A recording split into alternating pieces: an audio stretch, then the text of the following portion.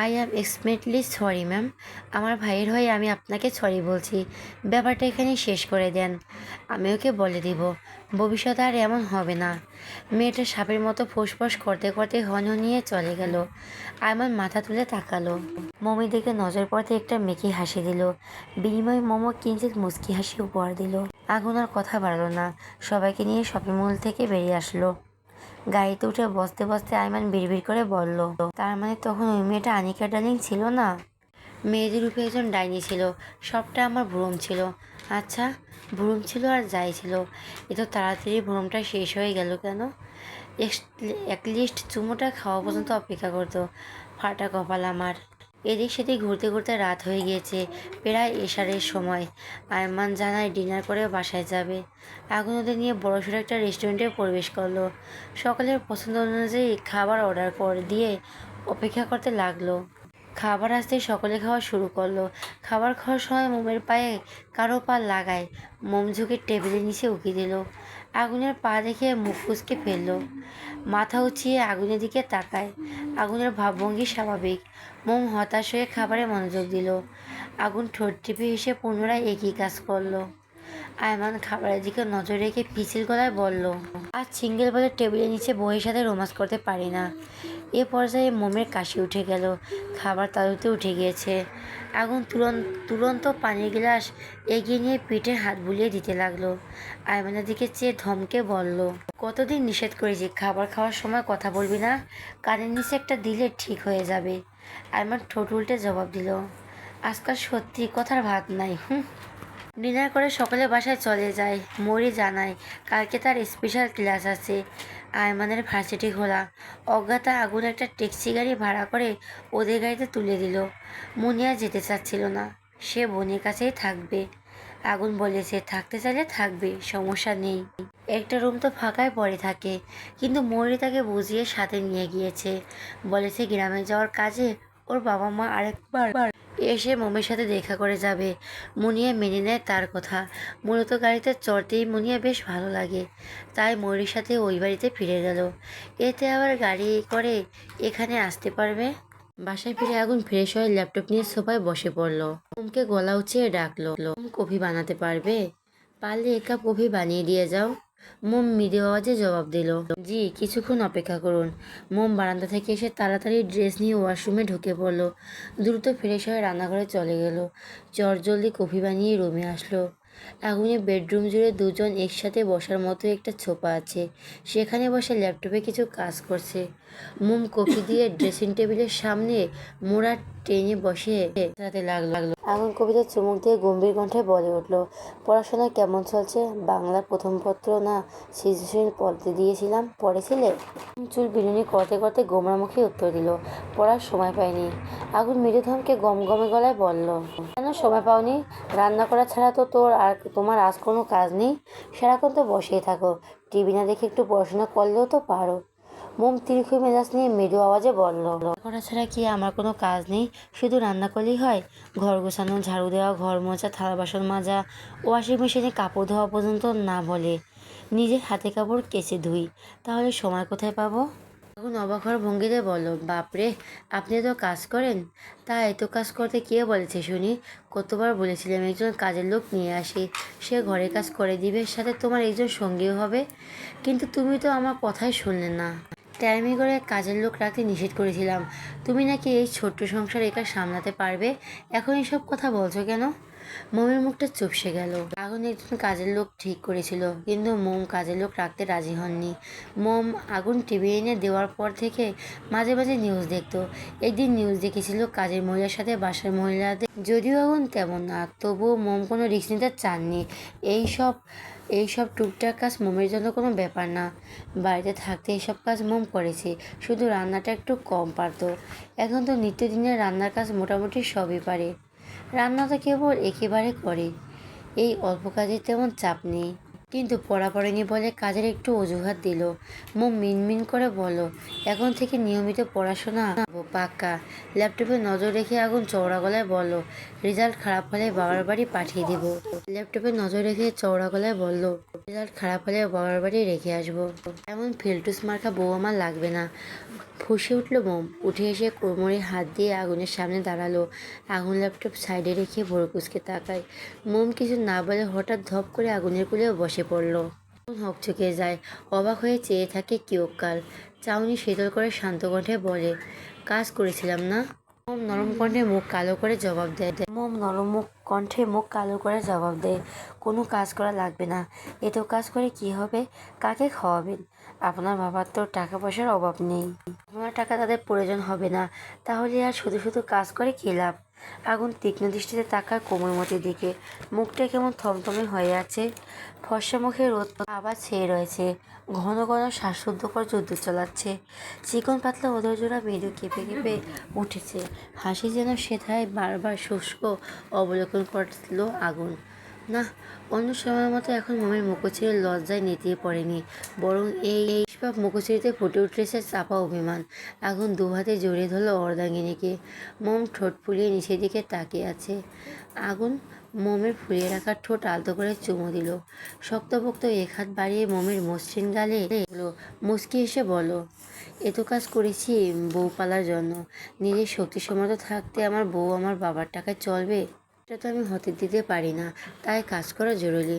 মোম কাতর গলায় বলল, তাহলে বললেন কেন রেজাল্ট খারাপ হলে বাবার বাড়ি রেখে আসবেন? আমি এতটাও খারাপ স্টুডেন্ট না, সবসময় ভালো রেজাল্ট করেছি। ক্লাসে হয়তো ফার্স্ট গার্ল ছিলাম না, তবে লাস্ট গার্লও হয়নি। আমার 2-3 মধ্যেই থাকতো। আপনি জানেন বর্তমান 10ম শ্রেণীতে আমার রোল 2। আমি তো মজা করে বলেছি। তুমি রাগ করেছো কেন? মোম সহসল চোখে চেয়ে বলো, মজা করেও কখনো আপনা থেকে দূরে সরিয়ে দেওয়ার কথা বলবেন না। দেখা গেল হয়তো সত্যি সত্যি একদিন আপনার থেকে অনেক দূরে চলে গিয়েছি, তখন হাজার চেষ্টা করে আমাকে ফিরে পাবেন না। আগুন সজোরে ধমক মারল। আমাকে মোমের ক্ষুদ্র শরীরে কাঁপন ধরায়। আগুন দাঁতের দাঁত চেপে রাগী গলায় বলল, সামান্য একটা কথা তুমি এত আকাশ কুসুম ভেবে বসে আছো কেন? অযথা বেশি কথা আমার পছন্দ না মোম। মোম জবাব দেয় না। মুখ ঘোমরা করে আগুনের কোল থেকে উঠে পড়তে চায়, কিন্তু আগুন ওকে শক্ত করে জড়িয়ে ধরে আছে। আজকে অভিমান করে ছোটার জন্য ছটফট করলো না, করলে বেশি সুবিধা হতো না। আগুনের শক্তির সাথে পারবে না সে। শুধু শুধু নিজেকে শক্তি খরচ করে লাভ নেই। অজ্ঞাত আগুনের কোলে ঘাপটি মেরে বসে চুপ করে রইল। আগুন মোমের কপালে ঠোঁট ছোঁয়ালো, গালে গাল ঘষে শান্ত কণ্ঠে বলল, আর কখনো এই কথা বলবো না। আর অভিমান করে থেকো না, ঠিক আছে? উত্তর দাও। বললাম না তো তোমাকে বলবো না। মোম জবাব দিল না। আগুন পড়েছে মহাজালায়। বউ যদি কথায় কথায় এমন পটকা মাছের মতো ফুলে থাকে, তাহলে কি করে হবে? মিষ্টি মিষ্টি কথা বলে রাগ ভাঙানোর অভ্যাস আগুনের নেই। এক হাতে মোমের ঘাড় চেপে ধরে মুখটা একদম আগুনের মুখের কাছে নিয়ে আসলো। গালে ঠোঁট বুলিয়ে হিসিয়ে বলল, এ তো অভিমান ভালো না মোম। বলেছি তো আর এমন কথা বলবো না। মোম শান্ত চোখে তাকায়, মাথা নেড়ে বোঝালো, ঠিক আছে। মুখে কিছু বলল না। আগুন স্বস্তি নিঃশ্বাস পেল। মোমের গলা চুম্বন করে শক্ত করে জড়িয়ে ধরলো। মোম ভারীকে নিঃশ্বাস ফেলে আগুনের কাঁধে মাথা এলিয়ে দিল। গরমের সকাল বিশেষ একটি সৌন্দর্যে ভরা থাকে, যেখানে প্রকৃতির প্রতিটি কোণে নতুন জীবন ধারা দেয়। সারা রাতের শান্তির পর সূর্যের প্রথম রশ্মি যখন আকাশে ছড়িয়ে পড়ে, তখন চারপাশে এক ভিন্ন ধরনের উজ্জ্বলতা দেখা যায়। জন্ম প্রাণী নিজ নিজ আবাসস্থল থেকে বেরিয়ে নিজেদের নিত্য নৈমিত্তিক সংগ্রাম চালিয়ে যাওয়ার সর্বোচ্চ চেষ্টা করে। প্রকৃতির নিয়মের এই কালচক্র বহমান মানুষ থেকে পশু পাখি পর্যন্ত। আগুনের ছুটির মেয়াদ শেষ হয়ে গিয়েছে। কলেজে যাওয়ার জন্য তৈরি হচ্ছে সে। মোমের বাবা মা বোন নিজেদের গ্রামের বাড়িতে ফিরে গিয়েছেন। যাওয়ার আগে আগুনের ফ্ল্যাটে এসে মোমকে দেখা করে গিয়েছেন। মোমের বাবার গাড়ি ভাড়া করার কোনো প্রয়োজন হয়নি। রাশেদ তাদের বাড়ির গাড়ি করে মমিদের বাবা মা বোনকে তাদের গ্রামের বাড়িতে পাঠিয়ে দিয়েছেন। আগুন ড্রেসিং টেবিলের সামনে দাঁড়িয়ে হাত ঘড়ি পরে নেয়। গায়ে পারফিউম দিয়ে চুল ঠিক করে রুম থেকে বেরিয়ে যায়। ফুল হাতার শার্ট কুইন পর্যন্ত গোটাতে রান্নাঘরে ঢুকে পড়ল। মোম ব্রেকফাস্ট বানাচ্ছে। আগুন গিয়ে মোমকে পেছন থেকে জড়িয়ে ধরল। শক্তপোক্ত হাত দুটো মোমের পেটে বিচলন করছে। মোম চমকে ওঠে। পরিচিত পুরুষের মিষ্টি ঘ্রাণ নাকসারত্বে প্রবেশ করতেই বুঝতে পারল এটা তার মাস্টার মশাই। মোম কিঞ্চিৎ রাগী লুক নিয়ে আগুনের দিকে তাকালো। মোমকে শক্ত করে জড়িয়ে ধরে মোমের কাঁধে থুতনি ঠেকে দাঁড়িয়ে রইল। আগুনের উষ্ণ গরম নিঃশ্বাস মোমের ঘাড়ে আছড়ে পড়ছে। এতে মোমের শরীর মৃদু ঝাঁকুনি দিয়ে উঠল। মোম মিহি কণ্ঠে বলো, দূরে সরুন। না, দেখছেন না কাজ করছি? করো কাজ, আমি তো তোমাকে কাজ করতে নিষেধ করেছি। এভাবে জাপটে ধরে থাকলে কাজ করব কিভাবে? সেটা তোমার ব্যাপার। কলেজের জন্য দেরি হচ্ছে না? যান, গিয়ে ডাইনিং টেবিলে বসুন, আমি নাস্তা দিচ্ছি। যাব না, এখানে এভাবেই থাকবো। মোম লম্বা শ্বাস টানো। আর কিছু বলো না, বলেও লাভ নেই। আগুন যখন বলেছে যাবে না, তার মানে যাবেই না। ব্রেকফাস্ট বানিয়ে হাতের টুকটাক কাজ করা পর্যন্ত পুরো সময়টা আগুন এভাবেই মোমকে জড়িয়ে ধরেছিল। শুধু জড়িয়ে ধরেই ক্ষান্ত হয়নি, মেয়েটাকে জ্বালিয়েছে প্রচুর। কখনো কাঁধে ঠোঁট চেপে ধরেছে, কখনো কানে ফু দিয়েছে, কখনো কানে চুমু খাচ্ছে। আগুন এসব দুষ্টু মিষ্টি উৎপীড়ন সহ্য করে মোম তার হাতের কাজ সম্পন্ন করলো। ব্রেকফাস্ট করে আগুন ড্রয়িং রুমের সোফায় বসে টিভি দেখছে। মোম ওড়নায় ভেজা হাত মুছে ড্রয়িং রুমে আসে। ভুরু কুচকে চেয়ে থাকে। আগুনের দিকে চঞ্চল পায়ে হেঁটে হেঁটে গিয়ে আগুনের পাশে বসলো। আগুন মনোনিবেশ করলো দুশ্চিন্তায় মোমের ললাটে পুরগার ভাঁজ দেখে। সবলীনভাবে জিভ দিয়ে তারা ঠোঁট ভিজিয়ে জিজ্ঞেস করলো। দুশ্চিন্তায় মোমের ললাটে প্রগাঢ় ভাঁজ পড়ল। সাবলীলভাবে জিভ দ্বারা ঠোঁট ভিজে জিজ্ঞেস করলো, কলেজে যাবেন না? আগুন ভরার স্বর, যাবো। বসে আছেন যে? আগুন তাকায়, চাহনি শীতল, মুখবিম্বর স্বাভাবিক। শান্ত কণ্ঠে বলল, সকল কাজ কমপ্লিট? জি, কিছুক্ষণ পর দুপুরে রান্নার জন্য জোগাড়াতি করব। আজ রান্না করতে হবে না। মোম অবাক হয়ে জানতে চাইল, কেন? আগুন উঠে মোমের হাত ধরে বেডরুমে যেতে যেতে গম্ভীর কণ্ঠে জবাব দিল, আশানুর ইনভাইট করেছে ওদের বাসায় যাওয়ার জন্য। ওর বউ আপিকা তোমাকে দেখতে চেয়েছে। তো তার টেস্টের রিপোর্টগুলো আনতে যেতে পারেনি, আর আশানুর নিজেও যেতে পারেনি। তাছাড়া তোমার বাবা মা যাওয়ার পর থেকে কেমন মনমরা হয়ে থাকো, একটু ঘুরে আসলে ভালো লাগবে। তন্মনে কণ্ঠে শুধালো, দাওয়াত তো দুপুরের জন্য, এখন গিয়ে কি করব? আপনি কি আমার সাথে থাকবেন? কলেজে যাবেন না? যাব না কেন? তোমাকে ওদের বাসায় দিয়ে আমি কলেজে চলে যাব। কলেজ থেকে ডিরেক্টলি আশানুর বাসায় যাব। দাওয়াত শুধু দুপুরের জন্য না, আশানুর বলেছে সকাল সকাল চলে যেতে। আজকে ওদের বাসায় থাকতেও বলেছে। থাকবেন? আগুন ভুরু উঁচে জিজ্ঞেস করে, কি মনে হয় তোমার? বিনিময় মোম মৃদু হাসলো। আগুন শপিং মল থেকে আনা শাড়িটা মোমের হাতে তুলে দিল। নীরের স্বরে বলল, শাড়িটা পরো। মোম শাড়িটা হাতে নিয়ে শোধালো, আপনার কলেজে দেরি হয়ে যাবে না? ফার্স্ট ক্লাস 11টা বাজে, প্রবলেম নেই, তুমি দ্রুত রেডি হও। মোম আর কথা বাড়ল না, শাড়ি নিয়ে ওয়াশরুমে ঢুকে পড়ল। শাড়িটা কোনো রকম গায়ের সাথে পেঁচিয়ে বেরিয়ে এসেছে। আগুন ভুরু কুঁচকে ফেলল, গম্ভীর কণ্ঠে বলল, মোম আর কথা বাড়ল না, শাড়ি নিয়ে ওয়াশরুমে ঢুকে পড়ল। শাড়িটা কোনো রকম গায়ের সাথে পেঁচিয়ে বেরিয়ে এসেছে। আগুন ভুরু কুঁচকে ফেলল, গম্ভীর কণ্ঠে বলল, তুমি দেখো শাড়ি পরতে পারো, তাহলে এভাবে পরছো কেন? গোমরামুখী উত্তর দিল, ওয়াশরুমে ঠিকভাবে শাড়ি পরতে পারছিলাম না। ফ্লোরে পানি থাকায় শাড়ি ভিজে যাচ্ছিল, স্বাচ্ছন্দ্য বোধ করছিলাম না। তাড়াতাড়ি রেডি হও। মোম আমতা আমতা করে বলল, আপনি রুমে চলে যান। আগুন যৌবগল কুঁচকে চওড়া গলায় জিজ্ঞেস করলো, আমি থাকলে কী সমস্যা? মোম মাথা নিচু করে মিনমিন করে বলল, আমি আপনার সামনে শাড়ি পরতে পারবো না। আগুন ফোঁস করে নিঃশ্বাস ছাড়লো। মোমের কোমর টেনে নিজের সাথে মিশিয়ে নিল। হাতে চোয়াল চেপে ধরলো, চোখে চোখ রেখে গম গম গলায় বলে উঠল। বাক্য শেষ করে মোমকে ছেড়ে দিল। আগুন লাগামহীন কথায় মোম লজ্জায় কুঁকড়ে গেল। গাল ফুলিয়ে আগুনের সামনে তৈরি হতে লাগলো। আগুন আর চোখে মোমের দিকে তাকায়। ড্রেসিং টেবিলের আয়নায় মোমের মুখশ্রী সম্পূর্ণ দেখা যাচ্ছে। আগুন চোখ আটকে যায় মোমের মক্ত পেটে। ধবধবে ফর্সায় মিশ্রণ পেট আগুনের চোখ ঝাঁঝিয়ে দিল। নজর ফেরানো বড় কষ্টসাধ্য হয়ে পড়েছে। নিষিদ্ধ ইচ্ছাগুলো কড়া নাড়তে শুরু করেছে ঝড়ের গতিতে। মোম ঘাড় ঘুরিয়ে তাকায়। মোমের চাহনিতে আগুন অস্বস্তিতে পড়ে যায়। চটজলদি নজর ফিরিয়ে নেয়। মোম শাড়ি পরে চুলগুলো খোপা করে নিল। সম্পূর্ণ তৈরি হয়ে আগুনের সামনে এসে দাঁড়ায়।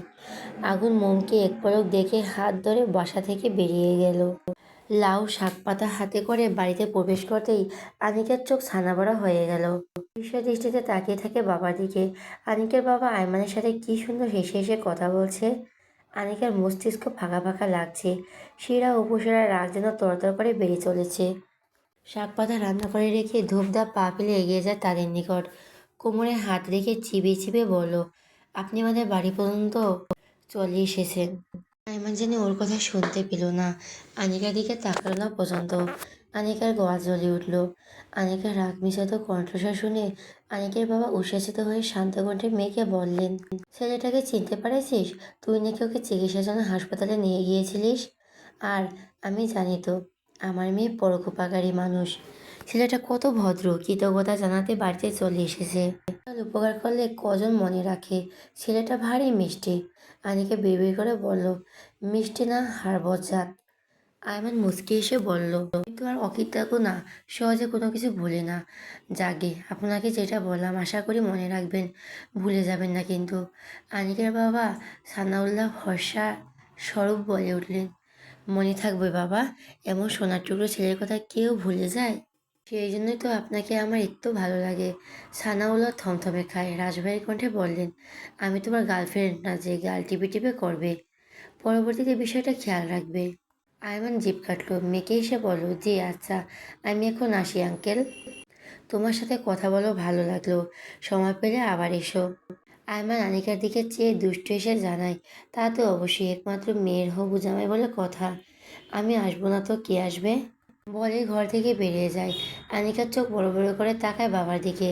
নাকের পাটাতন ফুলিয়ে চেঁচিয়ে বলে ওঠে, বাবা, ওই ছেলেটা সবসময় ওই সব ফালতু কথা শুনে তুমি ওকে কিছু বলবে না কেন? সানাউল্লাহ ভাবলেশীনভাবে জবাব দিল, কি বলবো, ভুল কি বলেছে ছেলেটা? তোরা দুজন দুজনকে পছন্দ করিস, আমাকে বলে কি আমি তোদের সম্পর্কে হস্তক্ষেপ করতাম? আমি এসব বাবাদের মতন না। এর ইচ্ছের মূল্য আমার কাছে সবার আগে। তবে আমার রাগ হচ্ছে তোর উপর। তুই ছেলেটাকে ভালোবাসিস, সে কথা আমাকে কেন বললি না? ওই ছেলে কেন বললো? আমাকে জানতে ভয় পাচ্ছিলি? যদি তোদের সম্পর্ক মেনে না নিই সেই জন্য? আনিকা হতভম্ব হয়ে গেল। বিস্ময় ওর অক্ষে কোটর ছেড়ে বেরিয়ে এলো। ও আইভানকে পছন্দ করে, ভালোবাসে। কবে থেকে? আনিকা সময় নষ্ট করলো না, চঞ্চল পায়ে ঝড়ের গতিতে ছুটে চলল। আয়মান ওপরের ওদের বাড়ি থেকে ছুটে দৌড়ে চলে গিয়েছে। আনিকা দৌড়ে আয়মানের সামনে গিয়ে দাঁড়ায়। আয়মান থেমে যায়, মুখে তাক তুরুত হাসি।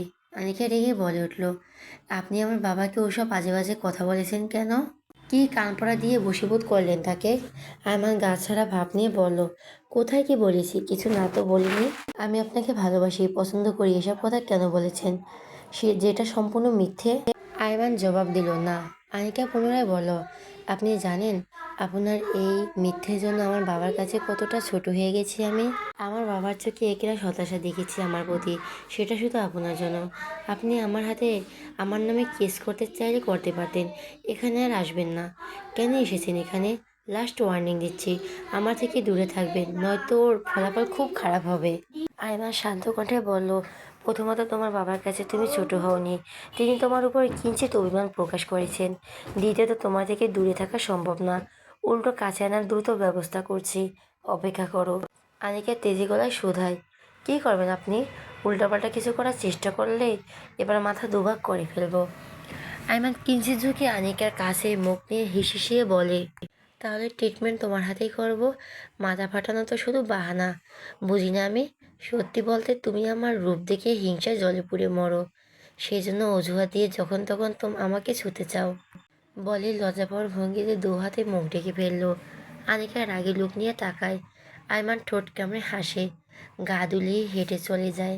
আশানুর বাড়িতে মোমকে রেখে আগুন কলেজে চলে গিয়েছিল। আশানুর মা বাড়িতে নেই। বাড়িতে শুধু আপিকা ও আশানু ছিল। ওদের সাথে পরিচয় করিয়ে দিয়ে আগুন নিশ্চিন্তে কলেজে চলে যায়। ইতিমধ্যে আপিকার সাথে মোমের অনেকটা ফ্রি হয়ে গিয়েছে। মোমকে ছোট বোনের মতো চেনো করে। আপিকা রান্না করছে আর মোম তার পাশে দাঁড়িয়ে হেল্প করছে। মোম লম্বা নিঃশ্বাস টেনে চনমনে কণ্ঠে বলল, কোরমায় দারুণ ঘ্রাণ বেরিয়েছে আপু, না জানি খেতে কত মজা হবে। আপিকে মুচকি এসে বলে, কোরমা খেতে পছন্দ করো? হ্যাঁ। একটা কথা জিজ্ঞেস করবো? জি অবশ্যই। আপিকে চুলা বন্ধ করে দেয়। কোরমা ঢাকনা দিয়ে ঢেকে মোমকে নিয়ে রান্নাঘর থেকে বেরিয়ে আসে। আসানোর ড্রয়িং রুমে বসে হসপিটালের গুরুত্বপূর্ণ কিছু ফাইল চেক করছে। আপিকা মোমকে নিয়ে বেডরুমে চলে আসে। মোমকে বসতে বলেই ঝটপট গোসল করতে চলে যায়। গোসল শেষে মমির পাশে বসলো। মম মৃদু আওয়াজে বলে ওঠে, আপু তখন কি যেন জানতে চাচ্ছিলেন? বলছি। আপিকা ভালো করে মমের মুখোচ্ছবি অবলোকন করলো। মেয়েটার চোখে মুখে জানতে চাইলো উদ্বেগ, বারবার ঢোক গিলছে আর পলক ঝাপটাচ্ছে। মোমের উদ্বেগ দেখে আপিকার ঠোঁট এলিয়ে হাসলো। মোম তার হাসির কারণ বুঝতে পারলো না। আবিকা মোমের থুতনিতে হাত রেখে জিজ্ঞেস করলো, আরে রিল্যাক্স, এ তো হাইপার হচ্ছ কেন? মোম জিবার সাথে ঠোঁট ভিজিয়ে শান্ত কণ্ঠে বলল, আপনি বলুন। আবিকা সিরিয়াস ভঙ্গিতে জানতে চাইলো, আগুনের সাথে তোমার সব কিছু ঠিক আছে? মোম বুঝতে না পেরে প্রশ্ন করলো, জি, কিসের কথা বলছেন? না মানে তুমি তো খুব ছোট, সংসারের হালচাল বুঝতে পারছো কি না? আগুনের সাথে তোমার বৈবাহিক সম্পর্ক কেমন সেটাই জানতে চাচ্ছি।